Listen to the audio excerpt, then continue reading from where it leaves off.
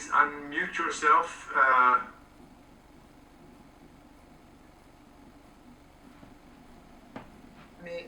No, it's okay.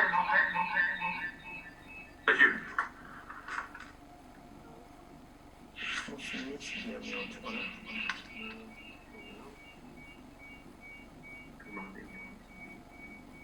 Yes.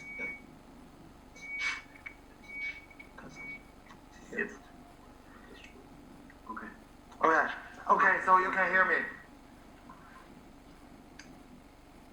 Yes. Go ahead, please. Can you hear me, everybody? Yes. Yes. 听到. Okay, yeah. First of all, thank you for the invitation. So we are representing a new startup from the premium EV. As a colleague from Geely, CEVT just mentioned, I think what I'm going to show you is actually the best practice. What we have done in terms of electrification, in terms of the AI and alternative driving, and also in terms of the energy revolution. If you look at the car industry, what we believe the challenge facing for the whole human being and all the whole world, you will see actually we are losing our productivity because of the traffic jam, because of the second is the pollution, especially as Mr. Li, the president from ITS, also shown what happens in China in the last decades. And thirdly is because of the unsafety features which should be improved, actually cause to the accident, what causes the valuable lives. And the last not the least is so-called the terrible user experience, what we are aiming. And by redefining the user experience, we believe we can transform a business model and change an industry. That's one of the key reasons why a company like NIO is founded 6 years ago in 2014. The idea behind that is using the innovative technology to change the user experience so that we can create the new business model. If you look at NIO, that is actually what we have started 6 years ago as a purely startup in Shanghai with 50 people. And nowadays, after 6 years, as the only Chinese brand in the premium car segment, we could do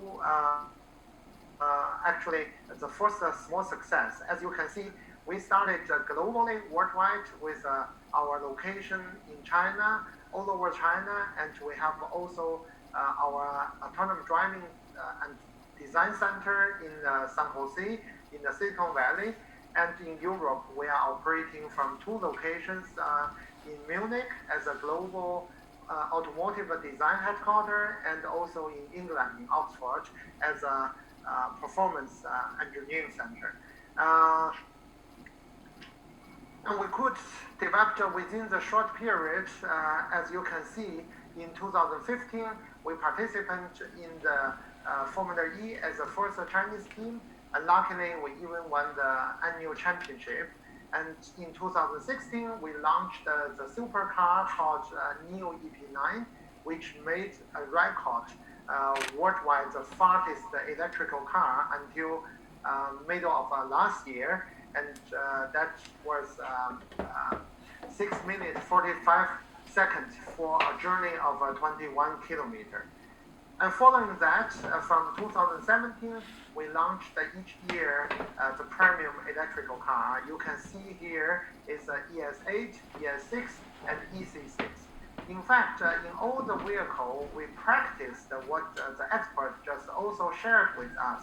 For example, try to reduce the weight of the vehicle by using the carbon fiber material,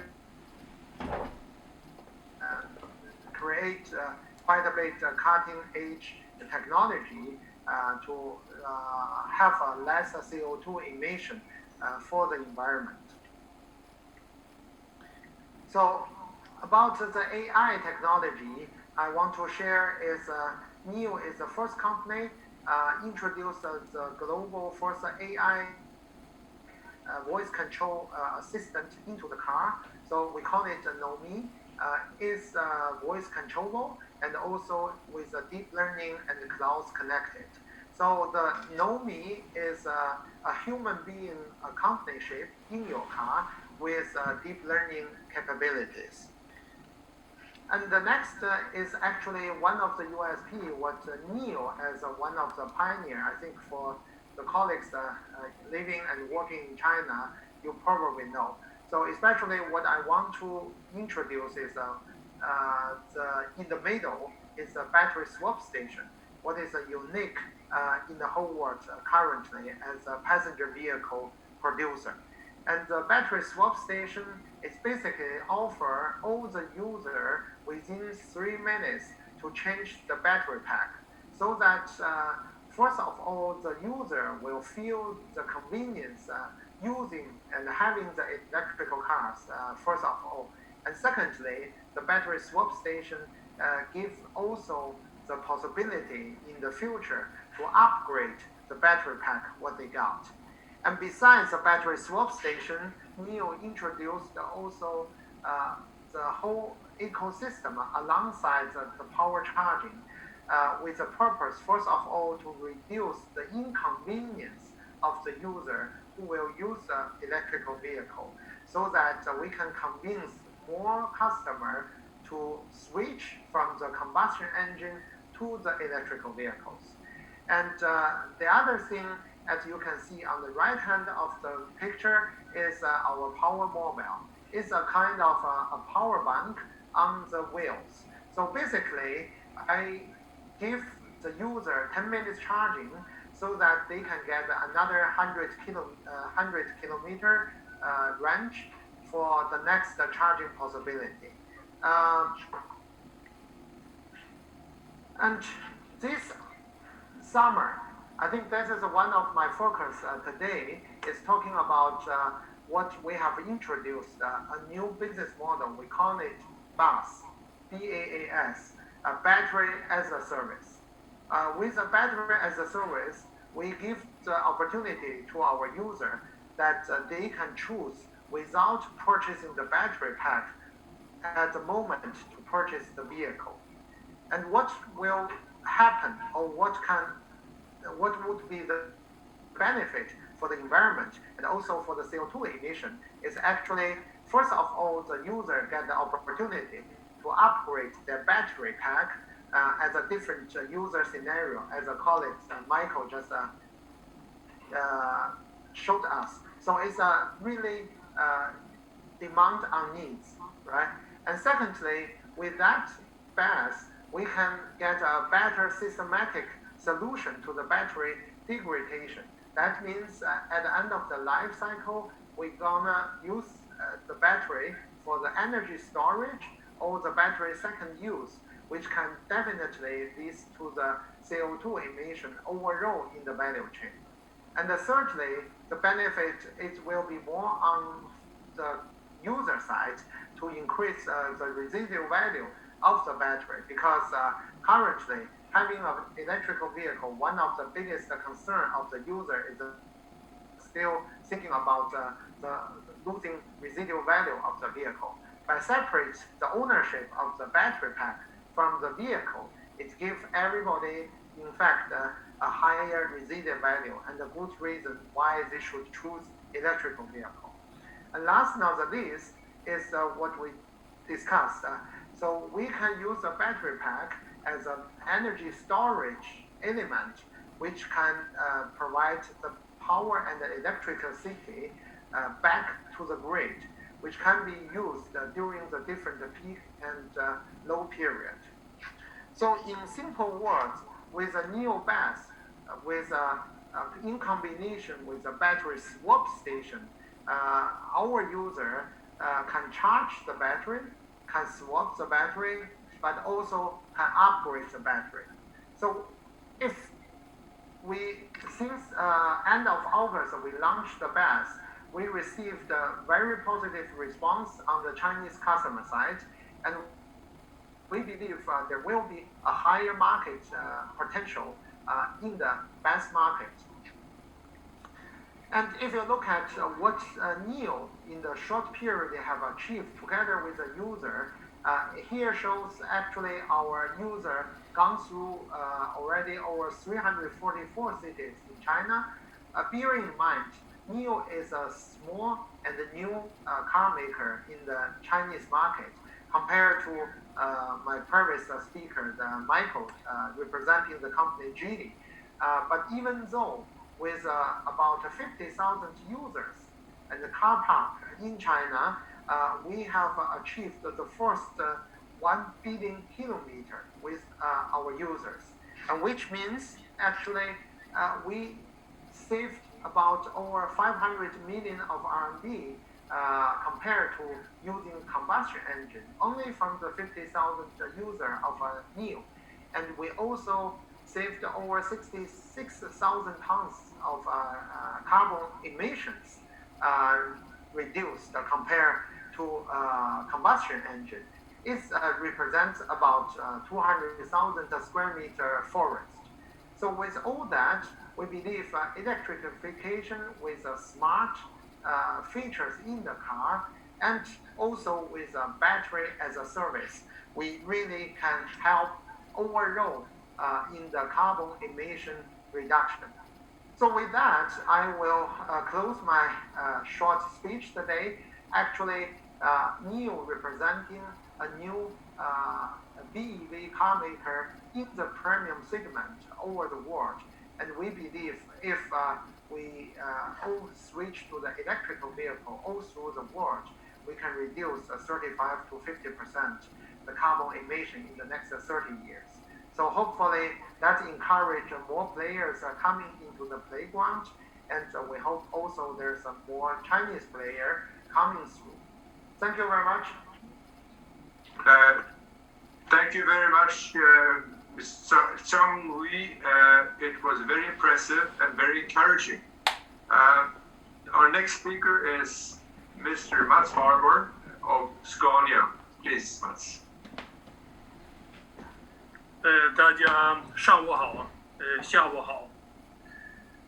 我们 Scania 公司的承诺是要作为可持续公路运输系统的转变的领导者。下一个王瑞，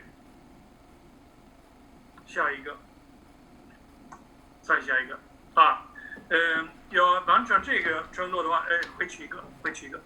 要完成这个任务的话呢，要3个途径可以走。一个呢是提高能源的效率，能量的效率。第二是要用替代燃料与电气化。第三是用智能安全交通。第3个的目的呢是要提高每一辆车的，就是卡车的、客车的使用率和装载率。下一个，要完成这个任务的话呢，需要所有的利益相关方要在一起合作和一起创造价值，这包括政府、我们厂家、客户、运营商等等货主。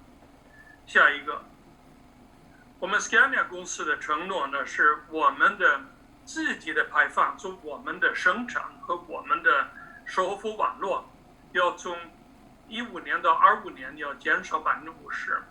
我们也承诺我们的客户的用我们的车辆的排放要从15年到25年要减少25%，这是为了能符合巴黎约定的这个要求。下一个，谈到这个能量效率的话呢，当然我们 Scania 的发动机本身是属于全球最省油的发动机之一，但是下一步呢，我们可以多用替代燃料，比如说用生物燃气或者生物乙醇等，我们可以把碳排放减少90%。下一个 ，Scania，上星期我们就推出了我们的第一个纯电动的重卡和一个混动力底盘，它是设计为城市用的运输。我们的承诺是每一年我们会推出新款车。我们为什么先推城市用车呢？因为我们认为就是在城市里，电动车的卡车可以发挥现在的最大的作用。下一个，我们公路运输呢是比较复杂，现在没有一个技术能解决我们的这个可持续运输的需求，所以我们要用不同的技术路线来解决今天的和明天的需求。现在马上我们可以用替代燃料，也可以用混合动力，最好是用替代燃料在混合动力系统里头。纯电动车呢，我们现在可以用。第一个应用是城市运输。要跑长途的话呢，我们需要别的解决方案，可能是燃料电池，可能是电气化高速公路，可能是别的动力系统。下一个，再下一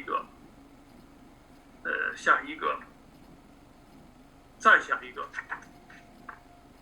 无论我们是用哪一种动力系统，我们的任务是要尽可能用少量的发动机来完成尽可能多的大的运输任务。这是说呢，无论是在城市里或者在高速公路上，我们要用尽可能的大的长的车。下一个，再下一个。这是为什么我们 Scania 在中国呢，跟有关部门也是一起来修订中国的国标189。它要便于未来我们能用像这种高速公路上的列车。这个是我们叫 BW， 它比现在常用的半挂车呢，可以把碳排放减少20%多，和它的载重可以提高50%，重量和容量。下一个，这个是新的189。第一步呢，现在国家允许我们用20米长的列车，就是一个底盘和加一个中置轴挂车。下一步呢，我们希望会走从20米到25米，甚至32米。下一个，再下一个。所以我们要考虑，这个，比如说拖盘公里的碳排放，或是吨公里的碳排放。从这个角度来看的话呢，我们就想尽可能用大的运输设备。下一个，再下一个。前提是，无论我们是用哪一种动力系统呢，它必须给我们的客户提供最好的运营经济性。我们要从这个角度出发，给市场供运输设备。这是为什么现在呢，在这个时期 Scania 把我们纯电动车推到市场，因为它在城市用的这个应用，它的总体运营经济性是最好。它呢这个收入能创造的收入和它的运营成本是最低，所以意味着它的利润会最高。下一个，这个智能运输呢，这个是牵制到运输的计划。这个 Scania 我们在中国有丰富的经验，我们有一个自己公司叫路驰物流公司，我们在广西运营。我们跟我们的客户货主每天都在做这个运输计划。通过这个简单的手段，我们可以把每一辆车的使用率和装载率提高